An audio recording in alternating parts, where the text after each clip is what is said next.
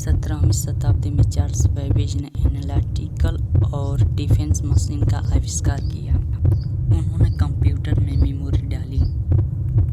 Computer का पितामह Charles Babbage को कहा जाता है। यहीं से आधुनिक युग की शुरुआत हुई।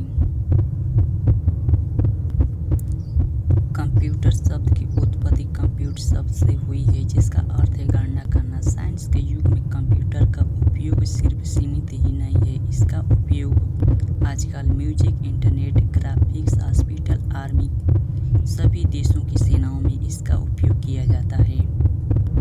कंप्यूटर एक बहुत तीव्र कार्य करने वाला एक इलेक्ट्रॉनिक यंत्र है जो किसी निर्देश को पल भर में कर सकता है। एक कंप्यूटर एक सेकंड के समय में 1 मिलियन या उससे अधिक निर्देशों का क्रियान्वित कर सकता है।